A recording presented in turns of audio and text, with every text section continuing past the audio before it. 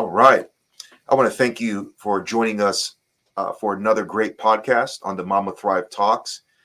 And today we have a special guest who's filling in for Mia Jones, and her name is Ebony McCray Holmes.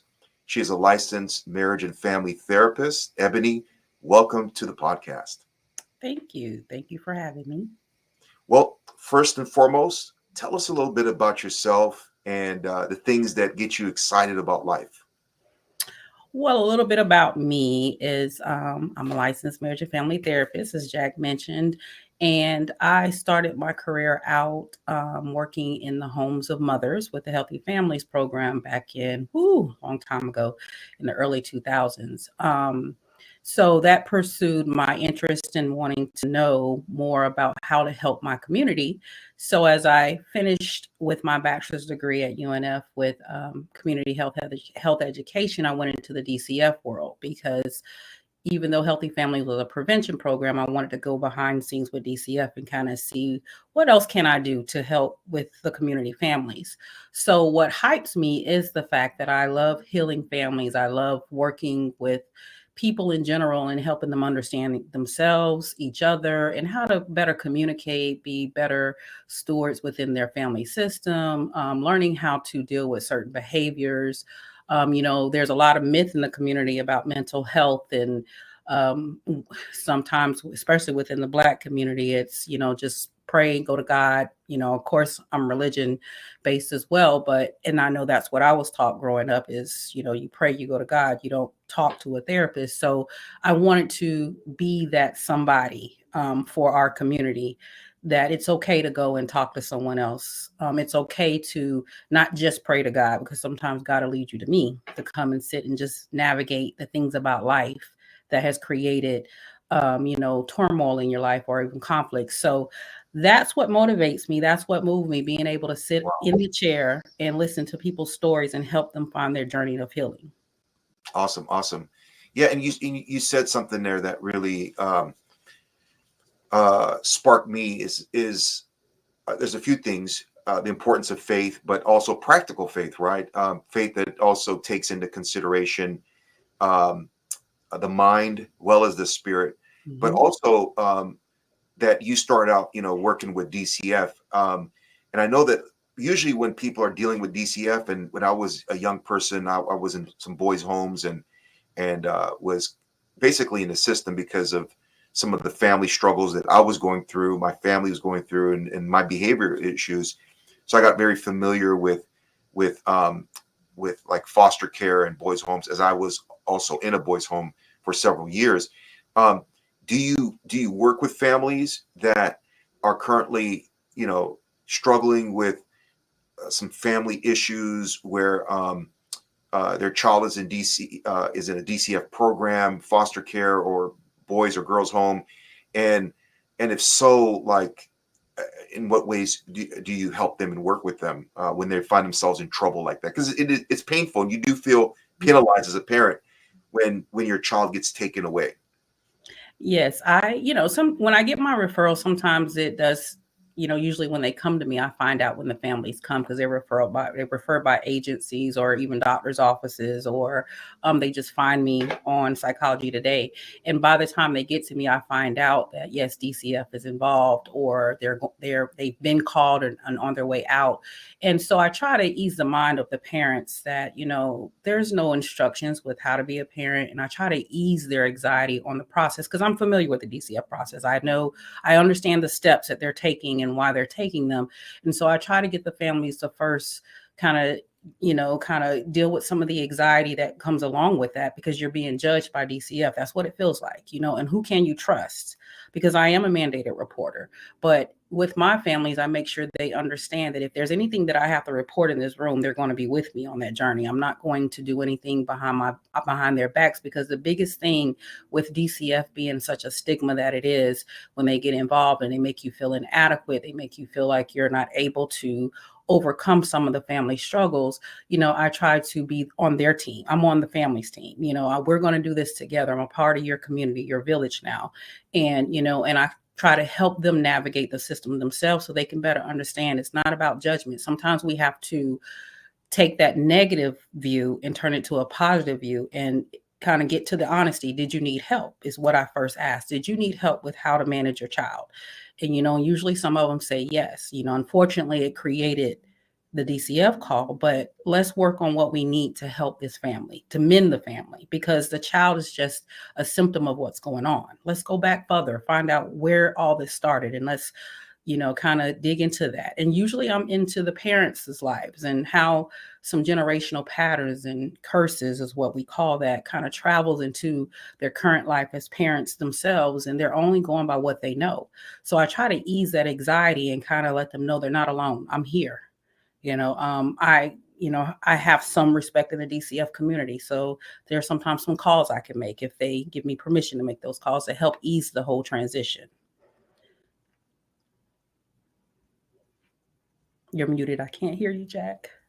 Sorry about that. I see over 14 years of experience, and I can just imagine all the cases and families and individuals that you've worked with. And I see that you also went to Nova, which is very prestigious university here in South Florida. Mm-hmm. Can you tell me about some of the academic challenges that and what that academic experience was like, including the challenges? Because I know for me, when I was in graduate school at Fuller Seminary in Pasadena, being Black and also being in a predominantly majority school. I know Nova has a lot of foreign students from all across the world, but I'm sure still as Afro-Americans, you're the minority. What was that experience like, and how does that inform your practice with Agape, with Mama Thrive, and then also your private practice? Well, for me, when I enrolled in Nova to get my master's program, my husband had just passed away. Wow. And so they knew, and they didn't think that I was going to be able to complete the program. They thought I was going to eventually drop out. I became a client myself, I guess, if that's how you want to look at it. But, I knew as a single mom again, because I became a single mom again, life had adjusted. I went through transitions. Now I went from parenting 2 children alone to 4 children alone. And no choice of my own, life happened, so it was definitely difficult. I had to tap into my villages. I had to gather up some of my family members and I had to commit to going outside the box. The program was, I had to give up 2 weekends a month from Friday to Sunday. I couldn't see my children because I was dedicated and committed to making sure that I got this degree. Because the reason why I pursued it, because one of my professors asked, I said, because I have the life skills to be a therapist. I have the life experience. I needed the credentials to go with it so people knew what I was talking about. Because in the Black community, being a Black woman, sometimes it's hard for me to say, I understand how you feel, or even, working for DCF, I had to participate in some of the hearings as an expert witness. And I didn't like being attacked by those attorneys. Like, what makes you feel like you're more qualified? I wanted to be qualified, so I had the experience to kind of combine my life with the degree. And I actually came out of that program with the highest score. People were shocked. The professors were shocked. And in fact, I inspired them. And in the mix of that, I started having, behavioral problems with my son, who actually was the last person with my husband when he died. So, I had to deal with behavioral issues from him. So when I go and work with my clients, when I worked with families in DCF, they weren't just talking to a person with a master's degree that read all the stuff in the books and know what to say and do and breathe techniques and things like that. They were talking to someone where life has also beat her up too. And I asked the client, I said, look at me, and what do you see? They assumed that I had it all together. I just know how to survive. And what I did was I got a degree to help go with what I was saying, because I know what I have in me. So, being that mom, being able to look like the community, being able to talk from a place that the community is talking from, like, you don't understand my struggle. Oh, I understand. But it's not about me. It's about helping you get to where I am now. If you think that I'm strong, if you see the strength in me, then I want to help you see that within yourself. And that was just always my motivation. Sure. Absolutely. Yeah. And for many years, I had a chance to, work within like local churches as a pastor and clergy. And I had, relationships with licensed therapists and life coaches and business coaches.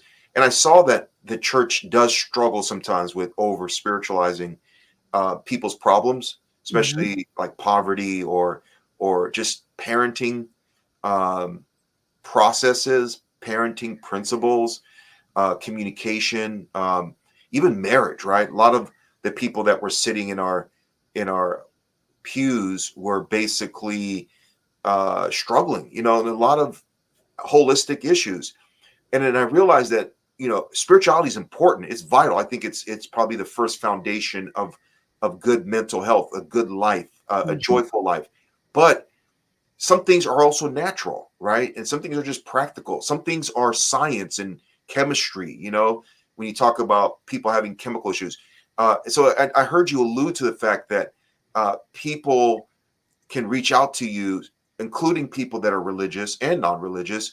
And it seems that there's an awakening about therapy, right? That people are starting to realize that getting therapy doesn't mean you have a shrink. That used to be the term in the 80s and Right. 70s, and that meant that you were crazy. But we're realizing no, we need help, just like we need mechanics and we need plumbers, we need people that can guide us. And I think religious people, including the Black and Hispanic community that's very religious, whether you're Catholic or Baptist or you're evangelical, are realizing the importance of that. Are you seeing an awakening where people are coming to you from a faith background, and how do you integrate spirituality into your practice? Actually, I'm glad you asked that question, because sometimes that is like 80% of the people that come, they're ashamed, because if they go tell their family that they're in therapy, they're going to get cast out, or they feel like they're going to get talked about because they're supposed to seek God and everything. And sometimes I'm finding that even in the expectations of the religion, it's creating a lot of stresses in their lives. They're expected to be a certain way because this is what I was taught in my religion, and when they don't feel like they're meeting that expectations, then they feel like they're failing. It's usually the word failure that I hear from people who have strong religion backgrounds.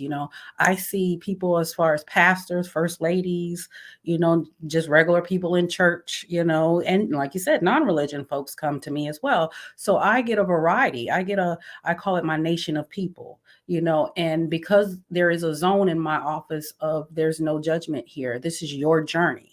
The journey does not mean that you're crazy. The journey means that life has beat me up and I need to be able to sit in a fair space and process my thoughts and decide what I can do that for me, what's best for me, not what someone told me, not the expectation of this, that, the religion, just what I want to do. And usually a lot of people, Christianity is one of the biggest things that we talk about. It's like, where's your faith? Some of them feel like they're failing God when they can't meet the expectation that their religion taught them, and so we talk about that. But again, I give it back to them because it's their journey. I don't sway anybody either way. It's wherever you feel peace within your life and whatever that peace is bringing you. Because if you prayed and you found me on Psychology Today, that's God talking to you, tell you to, go see my girl Ebony. She'll help you on your journey.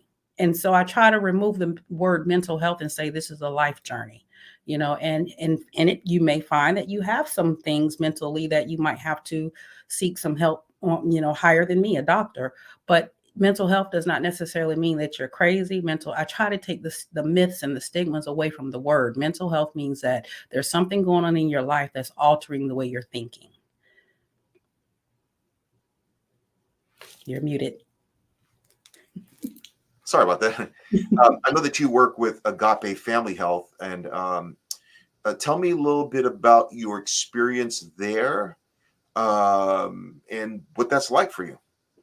I listen to the stories when I'm on their advisory board, because I joined them from the advisory committee, and I sit in once a month, listening to all the progress that they've made with helping the moms have, connections to not mental health, I'm sorry, maternity health, doctor's appointments. And as I listen to that, I love the progress, because prenatal care is important. I think for us as people, what sometimes is missed is the mental health piece, because a lot of times it's easy for moms to go and seek prenatal. Well, it depends on how they think about it, but they can access prenatal care. But when you go to combine prenatal care and mental health, then there's like this stigma of, wait a minute, are you saying I'm not a good mom?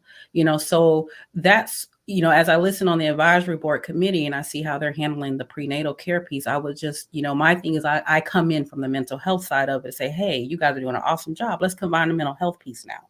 Let's talk about some of the moms that are coming in that, are worried and anxious about being a mom for the first time. And does not mean we have to say it's mental health. You're going to have pretty much like a life coach or a therapist to guide you along the way. So I like that they have the telehealth access. I watch them on Facebook. I'm always loving their ads on Facebook because I think when you start out in life, it's important to make sure the mom and the baby has a start that's healthy for mom and baby, because what we're finding is there is an increase in behavioral in children, and a lot of the kids now are either being diagnosed with autism more rampant than they were in the past, or some of the kids are on 504 and IEPs. And I have a background in infant and mental health, and I know where it starts in the womb. So that's why I'm excited about being a part of this, because it starts in the womb with whatever happens with that child when he or she enters the world. That's great. That's great. And I know that Mama Thrive, which is a co-sponsored program with Agape, the Florida Department of Health, and several other prestigious health organizations in the state of Florida, is really making an impact. And it looks like it's a pilot program that may be expanded to other counties. And we're praying and hoping that the state of Florida really takes this issue of maternal death and some of the mortalities that's happening amongst moms and babies. What would you say to a mother that is pregnant for the first time, or maybe it's the second, third, fourth, fifth time, and they are concerned about not only their physical well-being but their mental, emotional well-being? As I know, Mama Thrive is dealing with postpartum issues. What would be your advice to them from a marriage family therapy perspective? I would first normalize. It's okay to come and sit with someone like me and just talk about how you feel, because those are valid feelings. I want to validate your feelings, because if having the fear, having the anxiety of being a mom for the first, second, third, fourth time, because each child is different. Each child has different personalities. What you did with the first one, you're not going to be able to probably do with the second one, And so come and sit with me and let's talk about how you feel, because what you feel is real. That's nothing you're making up. That's valid. And I start out with that and just encourage them to create a village with someone that is a professional, because I explained to the Agape group that I become a part of the village. I'm not just a therapist. I remove the name of therapist, just like you. Hey, let's just have a conversation. And number one thing, I'm a mother too. I've been on that journey 4 times, so I try to normalize the emotions and sometimes helping them in the professional world, and letting them know it's okay to talk to somebody. It's okay to say out loud, I'm afraid. I fear failing is usually what I hear. I fear that my child is going to end up this way or that way. I hear all that. And we normalize the fears. We all fear that. Let's talk about how we can help not allow your fears interfere with your parenting abilities. Okay, great. And if someone is looking for help and they need therapy, what's the best way to connect with you and get started? So they can call my number. It's 904-423-4716. The beauty about my number is you can also text, because it's a confidential line. They can text, they can call, they can go on Psychology Today and find me there. And they have a link to me on that, website as well, where they can call immediately through the website and it rings me. So those are 3 different ways. And as soon as they call me, they're going to get a voicemail. Or not a voicemail, a message. And the message is going to say, like, leave your cell phone number, leave your email, because then I send you something. I send you a welcome. Thank you for, contacting me. And from there, I give them instructions on how to set up an appointment. So the first thing they have to do is just either dial the 904-423-4716 number or text it. Because some people don't like to talk in front of people. And that's fine. Just text me and I'll respond. Okay, maybe we can get that number up on the screen I think it's 904-423-4716. Yep, that's it. And in your website, let me see here. It is Serenity Therapeutic Place, Therapeutic Place Client Secure. I Yep. believe that's what it is. Mm-hmm. And they can click it, and it'll take them to my calendar, and they can just book from there. Okay, perfect. And you can just type in her name also in Google, and she seems to be coming up really strong. Ebony McCray Holmes. And any last words for anyone who's listening right now, not only in the Jacksonville area, but throughout our nation and potentially in other parts of the world? They're listening to this. They see a beautiful, smart, brilliant human being, and also someone who's skilled in marriage and family therapy. What would you say to them? They're depressed. I mean, I was feeling depressed the other day. I mean, we all go through mild depression, right? Mm-hmm. The old schoolers used to call that sadness, right? Mm-hmm. Mm-hmm. Or just mourning. I had so much going on in my life. Man, maybe we need to have a live therapy session right now. But I just kept trying to pray. And the thing is that when I woke up in the morning, I just really sensed God was saying, "Hey, get dressed and do your thing." Sometimes one of the best medicines for sadness is just keeping to your discipline, keeping to your structure. And I'm sure you counsel people in that way. Mm-hmm. And then something I found myself kind of getting out of it, getting perspective on the problems I'm going through. And I know there's people listening and watching this right now that are hurting and they're going through depression. They really feel like, I cannot make it another day. Or even if they do feel like they can make another day, it's just like they just want to hide in a cave